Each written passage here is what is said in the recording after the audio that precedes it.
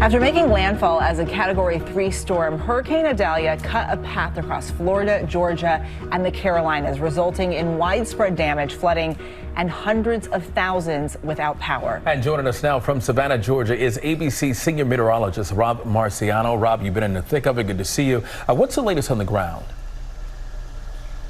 Well, DeMarco, here, at least in Savannah, the storm is gone. It's pestering folks in North Carolina and Virginia, so the cleanup has begun here. Government offices, schools are closed. Essential workers are out trying to clear things like this. Massive trees. This is a big sweet gum, still covered in Spanish moss. This one missed homes and missed cars, but it's blocking this road.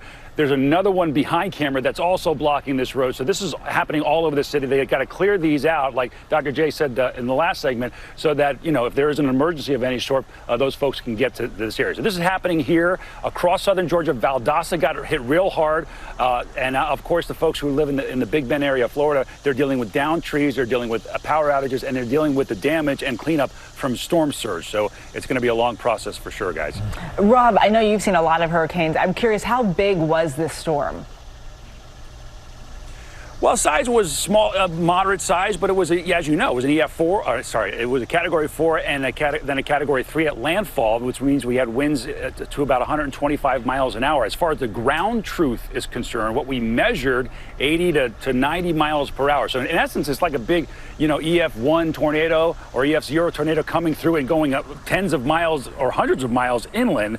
In Mayo, Florida, 86 mile an hour wind. Perry, where it made landfall, 85 mile an hour wind gusts. So that's enough to do some damage to trees and structures. And then look at some of these numbers. Statesboro, Georgia had massive flooding. This is well inland, nearly 10 inches. And Holly Hill, South Carolina, just up the coast, over a foot of rainfall there. So we've got flooding rains as well. And as far as putting it in perspective, historically, look at what's going on since 2017.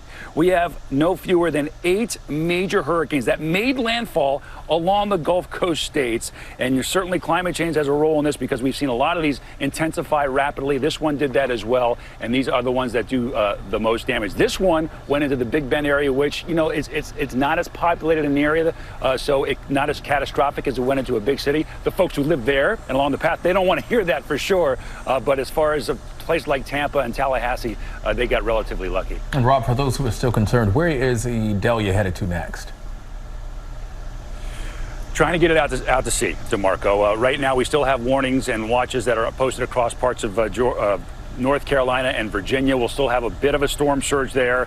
Flood warnings are up as well. So officially, the tropical storm warnings as this thing hits the Outer Banks, but we're looking for it to peel away and go into Bermuda as a tropical storm.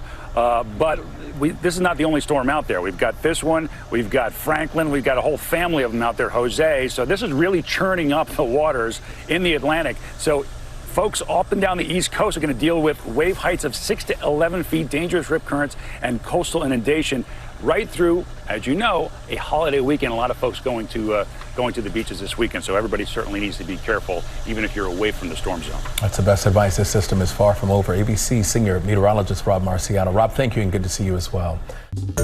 Well, hey there, GMA fans. Robin Roberts here. Thanks for checking out our YouTube channel. Lots of great stuff here. So go on, click the subscribe button right over here to get more of awesome videos and content from GMA every day, anytime. We thank you for watching, and we'll see you in the morning on GMA.